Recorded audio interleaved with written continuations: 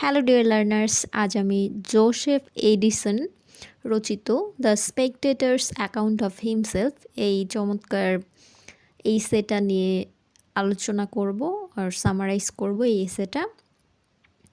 তো চলুন সামারিতে যাওয়া যাক।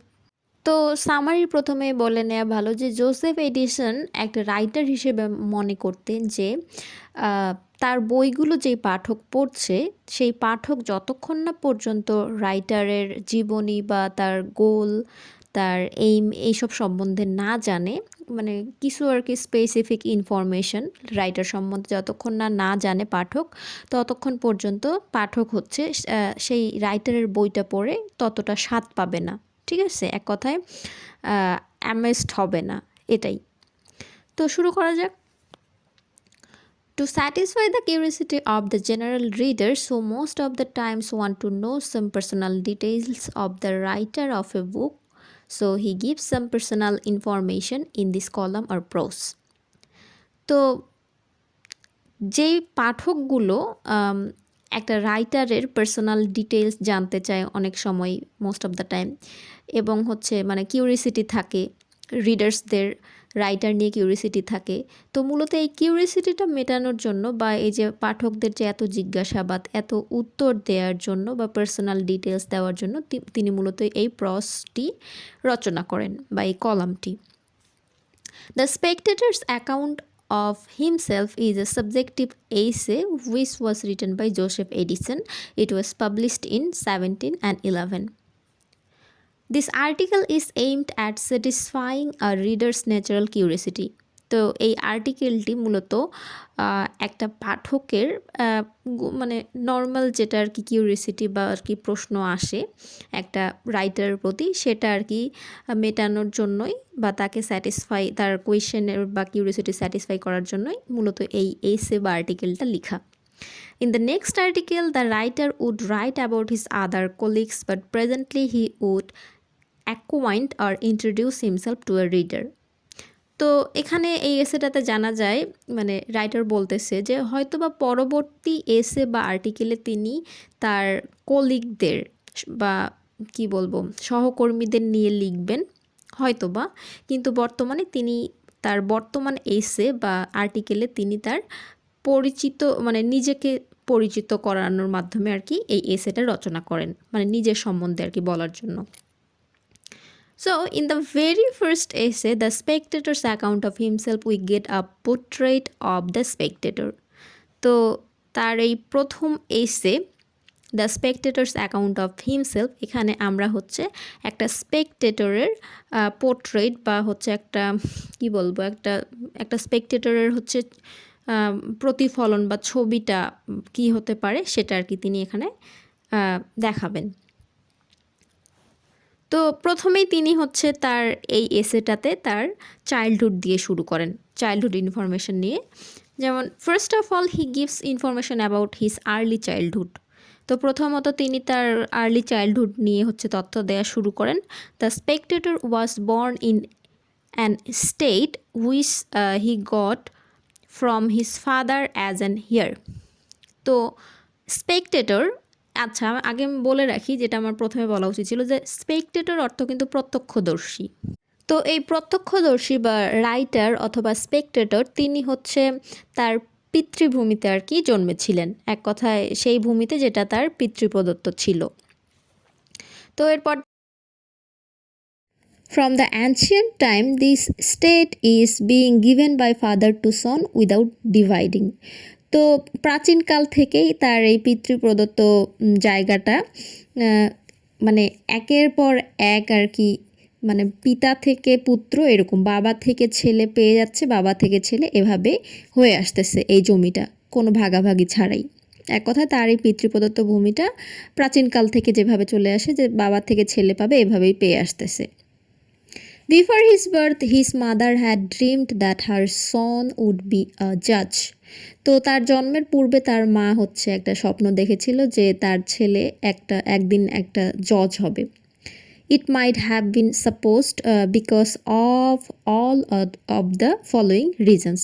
তো এটা আর কি সাপোজ করা হয়েছিল নিচের কিছু কারণের জন্য, যেমন হচ্ছে 1 নম্বর কারণ কি, a lawsuit dependent in the family, his father was a জাজ and his childhood different behaviour. তো 3টা কারণে তার মা হয়তো বা এই স্বপ্নটা দেখেছিল। এখানে মানে রিজন আর কি আনা হচ্ছে স্বপ্নের ক্ষেত্রে। একটা হচ্ছে যে পরিবারটা হচ্ছে লসুট ডিপেন্ডেন্ট ছিল, এক কথায় আইনি প্রথা হচ্ছে বা আইনি একটা প্রফেশন পরিবারে আগে থেকেই ছিল। তার বাবা একজন জজ ছিল। আর 3 নাম্বার হচ্ছে তার শিশুকালে হচ্ছে তার কিছু ডিফারেন্ট আর কি ব্যবহারের জন্য, এক কথায় যেগুলো হচ্ছে ল রিলেটেড ছিল, এই জাতীয় বিহেভিয়ার ছিল আর কি রাইটারের মধ্যে। In his childhood he was though a dull boy but bright student.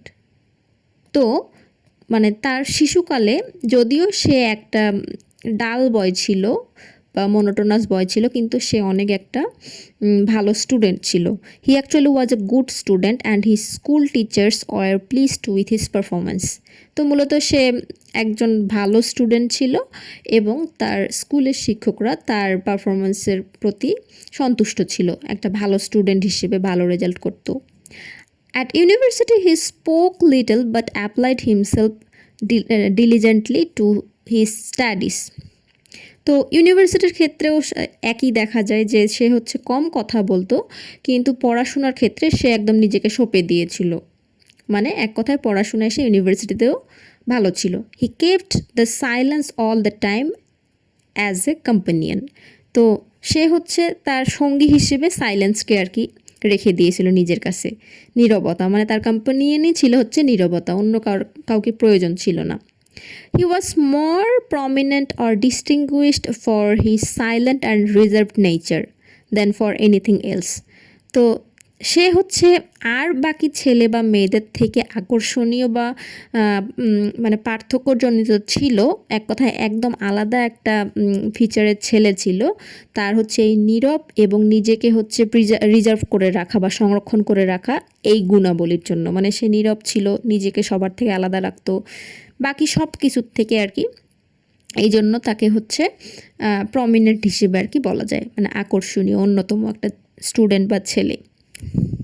তো এখানে তাহলে বোঝাই গেল যে কলামিস্ট বা রাইটার বেশ একটা ব্রাইট স্টুডেন্ট ছিল। সে আর কি একা থাকতে পছন্দ করতো বা কারোর সাথে খুব একটা কথা বলতো না, নিজেকে প্রিজার্ভ করে রাখতো এবং সাইলেন্ট থাকতো। মানে সে তার কি বলবো, নিজেকে আর কি ফ্লারিশ করার জন্য যতটা করা দরকার সে করতো, কিন্তু মানুষের সাথে খুব বেশি মিশতো না। He had finished reading almost all the available books. Then he describes about his foreign tour. তো তারপরে আরও জানা যায় যে সে হচ্ছে যত বই আর কি ছিল ওই সময় প্রকাশিত মোটামুটি হচ্ছে সব বই আর কি পড়ে শেষ করেছিল। মানে যেহেতু সে অনেক পুরো স্টুডেন্ট ছিল, তো বইয়ের প্রতিও তার একটা ভালো আকর্ষণ ছিল। Then he describes about his foreign tour. তো এই এতক্ষণ পর্যন্ত তো আমরা তার ক্যারেক্টারিস্টিক্সগুলো জানলাম, সে কীরকম, preserve nature, bright student, talented, বই পড়তে ভালোবাসে, এটা। এখন আমরা হচ্ছে তার ফরেন ট্যুর সম্বন্ধে আর কি বিস্তারিত জানবো, মানে রাইটার এখন ডিসক্রাইব করবে ফরেন ট্যুর নিয়ে। Living university after his father's death he said out for a Europe tour. তো ইউনিভার্সিটি লাইফ শেষের পর তার বাবা মারা যায় এবং তার বাবা মারা যাওয়ার পরে সে একটা ইউরোপ ট্যুরের আর কি ব্যবস্থা করে বা যাওয়ার জন্য আর কি। He travelled the foreign countries widely because he had an unsatiable thirst for knowledge and curiosity. তো সে হচ্ছে বিদেশের যে জায়গাগুলো ছিল বা ফরেন যে দেশগুলো ছিল, সে হচ্ছে সেই জায়গাগুলোতে খুব ওয়াইডলি ট্রাভেল করতো বা ভ্রমণ করতো, কারণ হচ্ছে তার হচ্ছে নলেজের প্রতি বা অজানা কিউরিওসিটি, ঠিক আছে, যেটা নিয়ে জ্ঞান নেই এগুলোর প্রতি তার অতৃপ্ত আর কি তৃষ্ণা ছিল, মানে তার জানার আগ্রহ খুব বেশি ছিল। সে মানে আরও নলেজ সিক করতো বেশি বেশি করে, যত নলেজ পাবে সে আর কি কুড়িয়ে নেবে এরকম টাইপের। এই জন্য সে বেশি বেশি ট্রাভেল করতো আর নলেজ গেইন করতো, তার কিউরিওসিটি স্যাটিসফাই করতো। All his tours purpose was to know something or gain something from every new place. যেটা বললাম একটু আগে যে সে সবসময় জানার আগ্রহ নিয়ে থাকতো। তো তার ট্যুর বা ভ্রমণের একমাত্র উদ্দেশ্য ছিল কোনো কিছু নতুন জানা এবং হচ্ছে কিছু অর্জন করা, কোনো জ্ঞান অর্জন করা, প্রত্যেকটা নতুন জায়গা থেকে। Regarding the antiquity of Egypt, he had been very curious because there was many controversies over the pyramids there. তো যেমন এখানে উদাহরণস্বরূপ আমরা বলতে পারি যে ইজিপ্টের প্রাচীনত্ব নিয়ে, মিশরের প্রাচীনত্ব নিয়ে তিনি এই জায়গাটা নিয়ে, ইজিপ্ট নিয়ে মানে প্রচণ্ড কিউরিয়াস ছিলেন, কারণ সেখানে ওই পিরামিডগুলো নিয়ে অনেক কন্ট্রোভার্সি ছিল বা তর্ক বিতর্ক হয়েছিল। তো এই কন্ট্রোভার্সির কিউরিয়াসিটি মেটানোর জন্য তিনি ইজিপ্ট নিয়েও বেশ কিউরিয়াস ছিল। To satisfy this curiosity he went there and enjoyed pyramids. তো এই কিউরিয়াসিটি মেটানোর জন্য সে সেখানেও যায় এবং পিরামিডগুলোকে বা ওই জায়গাগুলোকে এক্সপ্লোর করে এবং এনজয় করে। In London he was frequently seen in most of the public places, all the public resorts, many famous theaters, but he had only half a dozen friends. তো এরপর লন্ডন নিয়ে উনি ব্যাখ্যা করেন যে লন্ডনে কি দেখা গেছে যে তাকে হচ্ছে ঘন ঘন দেখা যেত কোন কোন জায়গাগুলোতে, মানে সে ঘন ঘন আর কি বেশি গিয়েছিল হচ্ছে বেশিরভাগ পাবলিক প্লেসগুলোতে, যেগুলোতে মানুষের সমাগম বেশি ঘটে, পাবলিক রেজর্টে, তারপর অনেকগুলো বিখ্যাত থিয়েটার্স বা নাট্যকলা, এইসব জায়গায় তাকে দেখা যেত।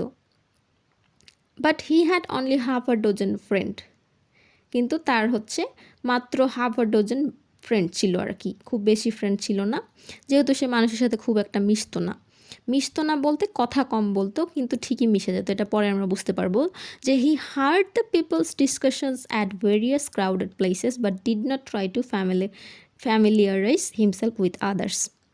সে হচ্ছে মানুষের আলোচনা সম্বন্ধে শুনতে পছন্দ করতো এবং শুনতো অনেক সমাগমপূর্ণ জায়গায় বা যেখানে অনেক ক্রাউড আছে, লোক আছে, এরকম জায়গায় সে বসে হচ্ছে মানুষদের ডিসকাশন, আলোচনা, কন্ট্রোভার্সি এগুলো শুনতো, কিন্তু তাদের কাছে নিজেকে পরিচয় করাতো না বা মানে পরিচয়টা দিত না, বা তাদের সাথে ফ্রেন্ডশিপ যে একটা আছে না, ওইটা আর হইতো না, শুধু সে শুনে যেত তাদের আর কি আলোচনা নিয়ে। In the same way, he visited all the coffee houses, theaters, and tried to note about on the running discussions of other people there. একইভাবে তিনি সব কফি হাউসগুলো, মানে যেখানে লোকজনদের বেশি আর কি যাওয়া আসা ছিল, কফি হাউস, থিয়েটার্স, এই সব জায়গায় আর কি যাওয়া, ঘুরে বেড়াতেন এবং চেষ্টা করতেন যে ওইসব জায়গার লোকজনেরা যেই রানিং বিষয় নিয়ে বা কোনো রানিং একটা ইস্যু নিয়ে যেই মানুষেরা আলোচনা করতেছে বা তর্ক বিতর্ক করতেছে বা হচ্ছে কথাবার্তা বলতেছে, সেই সব বিষয়ে তিনি শুনে শুনে সেই জায়গা থেকে বেশ কিছু আর কি ইম্পর্টেন্ট টপিক নোট ডাউন করার চেষ্টা করতো। এক কথায় ওগুলো থেকে জেনে জেনে তিনি তার মতো করে তার মেমোরিতে সাজাতো। Whenever he found few people, he got mixed with them without talking, but for hearing and observing them.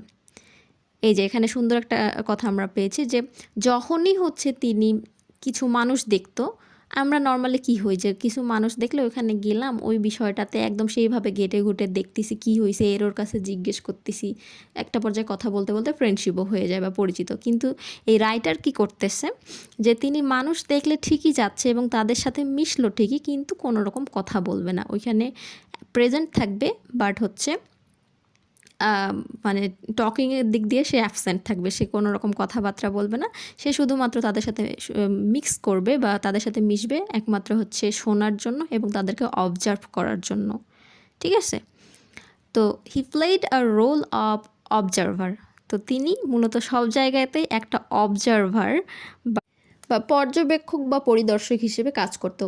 ঠিক আছে, এই ধরনের এই একটা রোল প্লে করতো। তো এটা একটা তার কিন্তু ফিচারের মধ্যে পড়ে। ঠিক আছে, স্পেকটেটরের ফিচার হচ্ছে অবজারভার।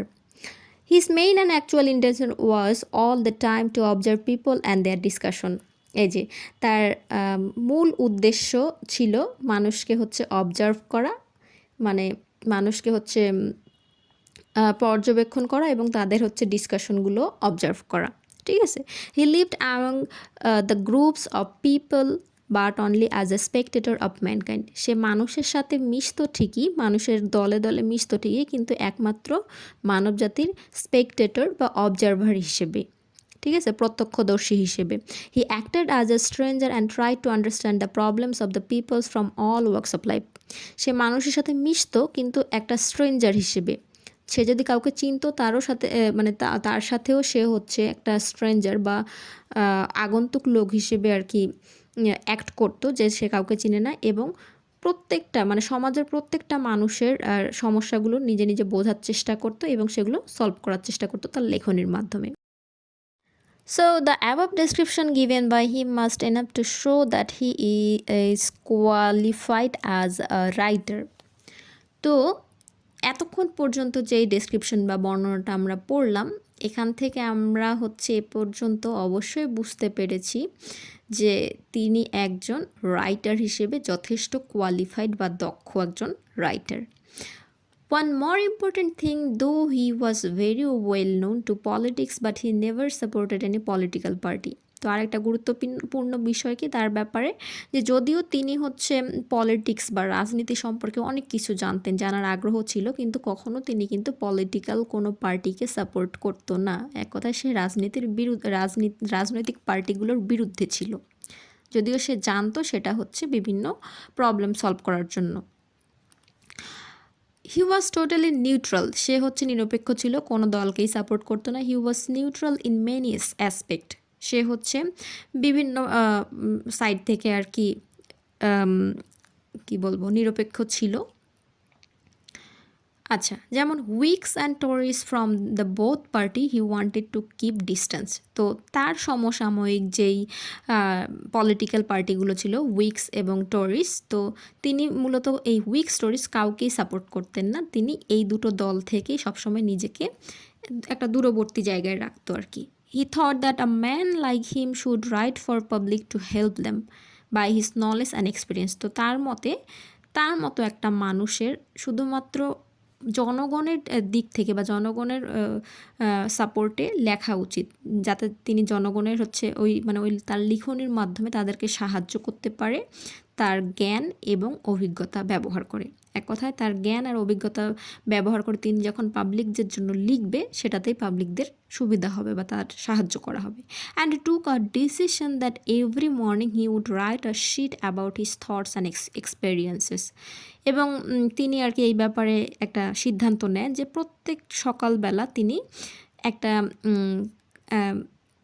কাগজে তার থটস এবং এক্সপিরিয়েন্স, তার চিন্তাভাবনা এবং অভিজ্ঞতা সব মিলাই আর কি নলেজ ইউজ করে তিনি প্রত্যেকদিন একটা কাগজে তার সেই অভিজ্ঞতাগুলো লিখবেন মানুষদের নিয়ে, বা তিনি কী কী এ পর্যন্ত জ্ঞান অর্জন করলেন সেগুলো নিয়ে।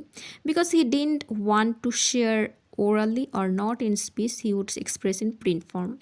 তো সে মূলত মানুষের সাথে যেটা উনি প্রথমে বলেছেন যে তিনি কারো খুব বেশি একটা কথা বলতেন না, মানুষের ব্যাপারে ইন্টারফেয়ার করতো না ওরালি, কিন্তু হচ্ছে মেন্টালি ঠিকই করতো। এক কথায় শোনার ক্ষেত্রে আর কি, হিয়ারিংয়ের ক্ষেত্রে ইন্টারফেয়ার করতো কিন্তু বলার ক্ষেত্রে না।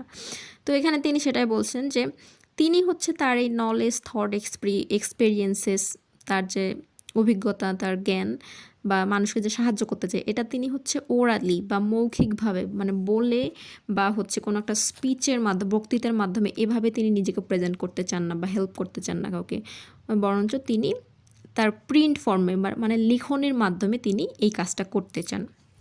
হি is unwilling to tell a reader 3 important points about him.